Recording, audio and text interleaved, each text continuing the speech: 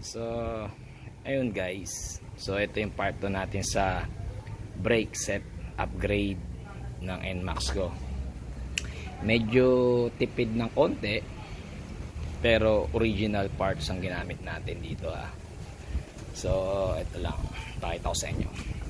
So, yung brake master natin nakaraan, yung stock pa rin ang gamit natin, pero kaya kong i-bleed ng kasing tigas ng original kasi gumamit tayo ng 2-pot na caliper. So ito, ang ginamit ko dito ay pang X-Max. Yan. Mas malaki yung baso ng X-Max guys. Tsaka mas yung piston nito sa loob ng brake master, yung repair kit niya, iba yung itsura ng pang X-Max tsaka NMAX. Yung NMAX kasi medyo maliit yung pinakabaso. Tapos yung gitna ng piston ng stock ng master ng NMAX, para siyang para siyang barena yung gitna niya sa pagitan ng goma. May dalawang goma kasi yan harap tsaka likod sa master, sa loob, sa brake, sa piston kit, sa cylinder niya. Yung sa X-Max iba, payat yung gitna, kaya mas malakas siyang bumomba ng brake fluid. Mag-iipon siya ng brake fluid sa gitna, tsaka niya ibobomba, kaya mas matigas siya. Tapos plus pa natin tong lever ng X-Max. Mas mahaba ang lever ng X-Max, kaya mas maganda yung brake niya yung paghawak mo, feel na feel mo yung lakas ng preno. Tsaka ang ganda niya, matigas niyan guys, matigas pa nga sa sa original. Napakalakas ng preno nito. Tapos ang ginawa natin dito sa cover ng handlebar, nagtabas tayo. Yan. Gandahan nyo na lang yung tabas nyo, kasi yung ibang nakikita ko sa Malaysia tsaka sa Indonesia, kasi nakita ko tong concept na to sa Malaysia tsaka sa Indonesia, pang X-Max ginagamit nila, pero hindi nila napupulido yung gawa. Pero sa akin ito, ewan ko kung pulido para sa inyo. Yan, tinabas ko to. Ayan, pero sa ilalim walang tabas yan. Yung sa kanila kasi tinatabas na diretso hanggang ilalim, kasi tumatama sa banjo bolt. Ang banjo bolt ng X-Max kasi na master andito sa harap, ang stock natin andito sa gilid. Yan, kabilaan yan, X-Max ginamit natin. Yan. Tapos naitago natin yung banjo bolt. Yung kanila kasi nilalabas lang yung banjo bolt. Ganun yung tabas nila guys. Mula dito sa taas pababa hanggang baba, sinasapul nila. Ewan ko kung bakit yung baba tinatabas din nila. Pwede mo namang hindi tabasin. Siguro sinusunod nila yung tamang position nung hose, kasi nagpalit din ako ng braided hose na TDR na original. Ako kasi ginawa ko, binaligtad ko yung position, kasi yung position nung TDR na hose dito, yung pinaka adapter, dapat yun nakaganon Ginawa ko, binaligtad ko, nakaganon siya. Bahil nakapasok sa loob. Nakapasok sa loob siya, nakapasok dito. Ayan. So, ayan. Tapos, yung caliper natin, ayan nga. Ang ginamit natin dito sa harap ay pang wave. Ayan. Original to guys, ng Nissin ng wave. Tapos, ginamitan natin ng Racing Boy na brake shoe na ceramic. Ang ganda niyan guys, na ceramic copper. Yan, ito yung TDR original yan guys. Yan, bigyan ko pa kayo ng idea. Yung original na TDR, pag bibili kayo na brake hose na braided, ang original na TDR na brake hose, yung tatak na yan, makikita nyo yan, yung tatak na yan dito sa pinaka cover nya, kabilaan yan, meron din sa likod. Meron sa likod, nakatago. Ayan, kung makikita nyo.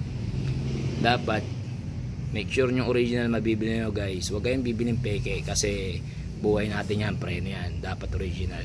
Tapos yung mga ganito nya, yung goma nya, yung parang support nya sa hose para di magasgas pag ilalagay sa mga bracket. May tatak din nya na TDR, kaso nasa na pwesto ko yata sa likod. May tatak yan, basta may tatak yan guys, TDR, may tatak yan. Yung peke nito walang tatak, yan. Tapos yung peke nito, itong hose na to, matatanggal yun ng madali lang. Itong TDR na original, itong cover na to, sakto siya, fit na fit, hindi mo siya matatanggal basta-basta. Yan. So yan yung brake master natin. Tulad ng sinabi ko nung nakaraan, hindi ako gumamit dito ng R15. 260 guys ang ano natin ha. Ang kinabit ko ditong rotor disc. Ayaw kasi ng R15 guys. Pero maganda rin naman yun. Ang ayaw ko lang doon, ang daming bracket na mangyayari kasi may bracket yun dito. Kailangan ikabit mo rin yung bracket na yun. Hindi mo makakabit sa adapter pag di mo kinabit yun. Hindi katulad ditong pa CBR tsaka Wave. Malinis tignan. Kung makapansin nyo, dalawa lang ang tornilyo. Diba? Parang stock. Diba? Pagka kasi nag-upgrade ka ng big disc 260 o mas malaki pa, tapos ginamit mo R15 or yung stock na caliper ng NMAX Aerox mo, ang mangyayari, yung bracket na kasama nitong Asia, gagamitin mo yun, tapos maglalagay ka pa ng tornilyo ulit dito ng dalawa. Kasi yung bracket ng R15 tsaka ng stock, hindi mo pwedeng tanggalin. Hindi ka tulad nito, di ba? Bolt on. Ayan, ang ganda, linis tignan, di ba? Tapos nirepaint ko na lang yan guys, dati gold yan, ang original kasi yung gold. Pag bibili kayo ng original na Nissin caliper ng CBR or Wave, may mga serial number yan.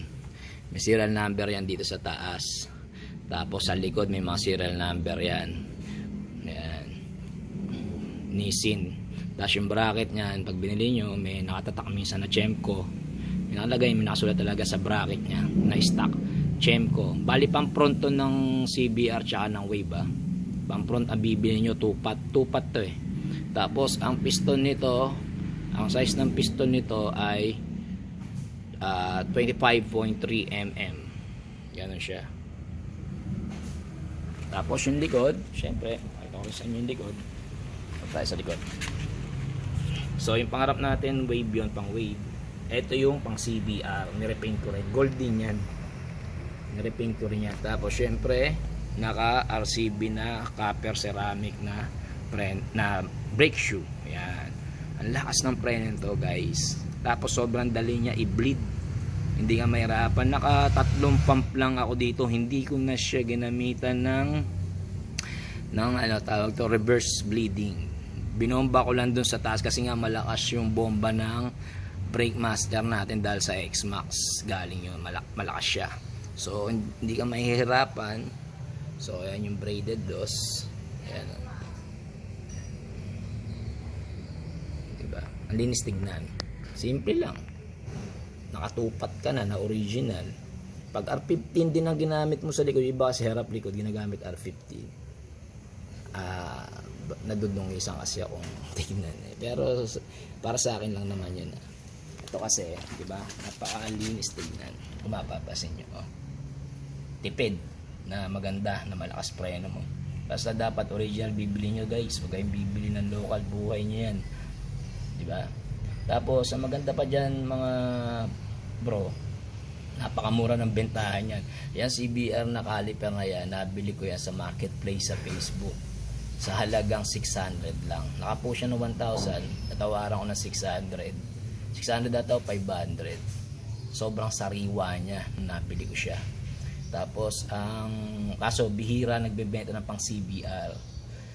Ang marami Wave, XRM, Wave R, yun ang bentahan nun 300 ang standard niya, hanggang maximum niya 500 pag sobrang sariwa. Ang mura, diba? Original. Pero kung bibili ka ng brand new guys na caliper na Nissin na original, napakamahal, 3,000. Galing ako Caloocan kanina, nagtatanong ako kasi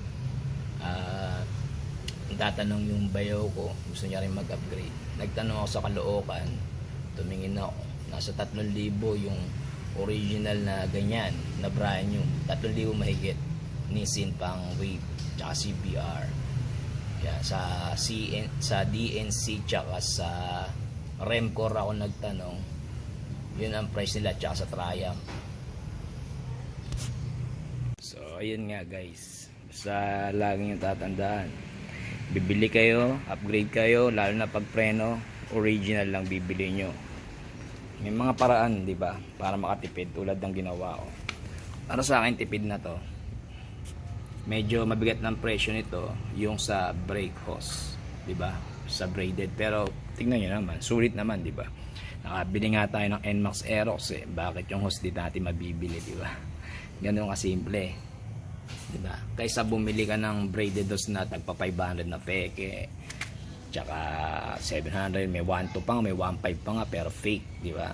Pero pag kinabit mo yon, siyempre hindi ka satisfied na alam mo sa sarili mong hindi orig yung nakakabit. So nag-aalangan ka, di ba? Hindi katulad ng original, hindi ka nangangamba, di ba? Minsan nga yung original pumapalye, pero lalo na yung fake, di ba? Pero sa original, bihirang-bihira yun, madalang mangyari papalya yun, di ba? Pero kasi guys, preno yan eh, buhay nakasalalay sa atin diyan, di ba? Ayan, di ba? Ang ganda, di ba? Ayan. Para sa akin, nakagandahan ako. Tapos share ko rin sa inyo to, guys. May ginawa ako dito eh. Yung busina, ayan. Ayan.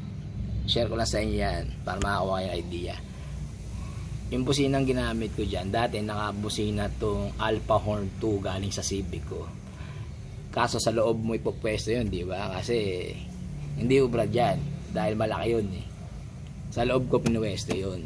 So medyo nahihinaan ako sa tunog, tsaka nanawa na talaga ako sa tunog nun. Kulob eh, kulob kasi yung loob nito eh. Yung iba kasi ginagamit, di ba, yung Bosch yun talaga napakalakas nung guys. Eh ayokong magkabit nun kasi nga mabigat tsaka malaki, kumbaga crowded yung loob pagka nakakabit nyo. Pero kung mapapwesto nyo ng maganda, malalagyan yung bracket, goods yun, napakaganda nun. Ako lang kasi nagkabit eh, ayoko maglagay ng bracket sa loob. Kaya nag-isip ako, etong ginamit kong busina dito guys, eto yung stock ng Hilux ko, ng Conquest ko. Yung stock niya, high-end low yan. Ang ganda ng tunog niya guys, parang kotse, stock. Siyempre nakatipid ako dyan, so hindi na ako gumastos. Ayan, no? Tsaka nasa labas siya, parang pag binusina mo, hindi maasar yung bubusinahan mo, diba? Matutuwa pa nga alala Innova or Hilux or Fortuner. Pag nila motor lang pala, NMAX lang pala. Okay, maganda lang, natutuwa ako dito. Yan, tsaka original, diba? Matibay, tapos nasa labas siya, malinis tignan. Yan. So yan, no? Bali ginawa ko lang dyan, itong isa, yung low, hinabaan ko, pinalitan ko yung bracket niya sa likod. Medyo hinabaan ko kasi tatama dito sa plastic sa tapalodo, sa araro. Pero yung high, hindi na, tinagilitin lang ko na yung pwesto nung original na busina, yun ang pwesto niya. Ayan. Bali ano yan guys, kahit hindi na kayo maglagay dyan ng relay, pwede. Bali yung wire nyo, kasi high end lang naman yan eh, maglalagay na lang kayo ng cable na body ground. Pero kahit hindi na, kasi yung pinaka bracket ng body ground na eh, bali maglalagay lang kayo dyan ng parehong positive, kabilaan positive, kakabit nyo sa, kasi isa lang ang ano yan eh, pinaka tenga, isang piraso, hindi katulad nung sa stock natin, dalawa sila, tag-isa lang, high and low. So maganda siya, nakakatuwa, di ba? Original. Ayan. So yan yung NMAX ko guys.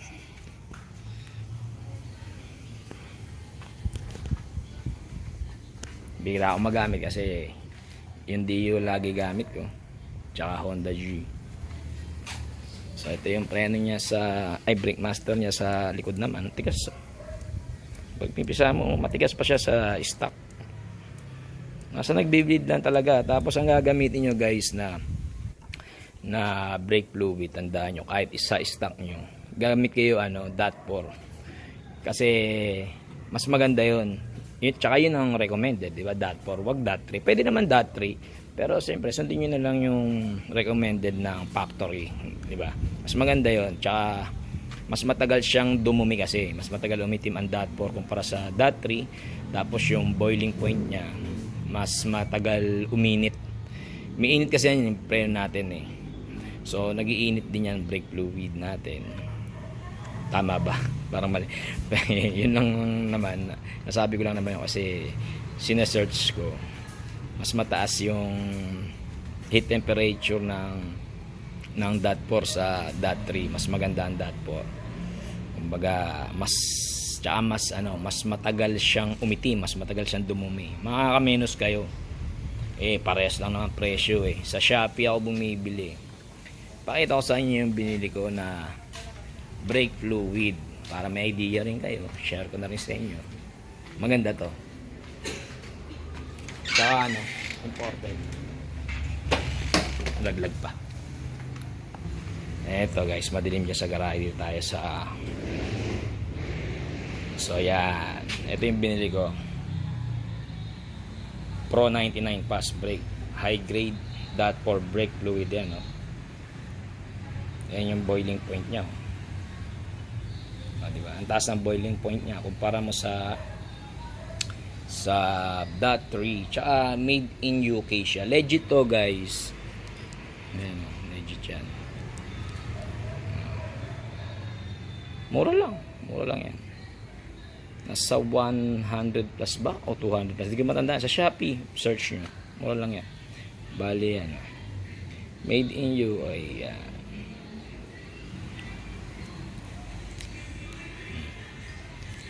Yan yung description nya, basahin nyo na lang. So ayun, so yan yung NMAX natin, si Lolo. Pasensya na kayo guys medyo maraming basura. Nag-birthday si Mrs. kagabi.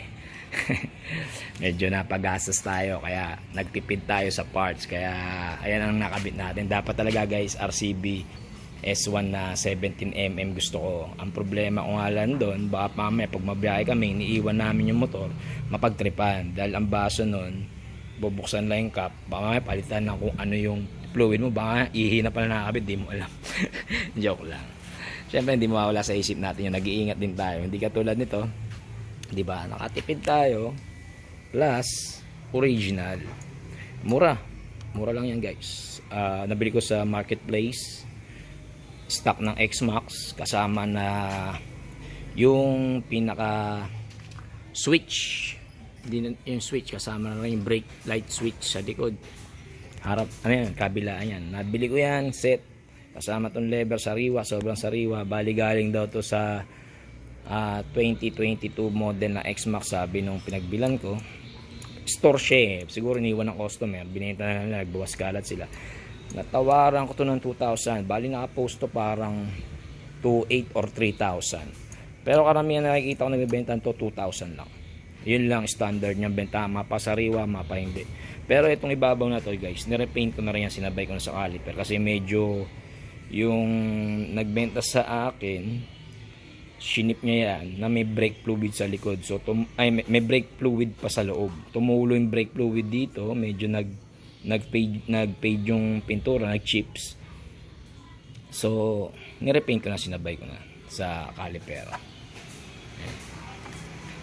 Basta yan guys, pag magtatabas kayo, ganyan lang para may idea kayo. Yan. Sundan nyo lang yan. Ang ginamit ko dyan pantabas, pamport, yung Dremel, dinremel ko yan. Yan. Ganda, di ba? Hindi halata, kalangan la original pag nagugulat na lang sila pag tingin nila sa master. Ala, ang laki, gumagana sila, di ba? Diba? Nakakatawa rin ganun, kumbaga DIY nakatipid ka pa, di ba? Ako lang gumagawa niyan guys. Ayo kasi pagawa sa iba. Kompleto naman tayo ng tools. Tsaka para pagka iba kasing gumagawa, parang di ako napupuliduhan. So ganun sana rin gawin nyo. Ayan, kayo gumawa kung kaya nyo. Kung hindi, pagawaan nyo na sa mga kakilala nyo. Ingat lang sa mga marunong kunyari gumawa. Di ba? Maraming nagmamarunong pero sablay. Ayan. Para walang sakit ng ulo. Lalo na pag naka-ABS. Alam naman natin maselan yan, pero huwag kayo matakot. Pagka kayo gagawa, i-search nyo lang kung paano gagawin. Sundan nyo lang yung mga tamang gagawin. Diba? So, yun. Thank you guys. Hanggang dito lang.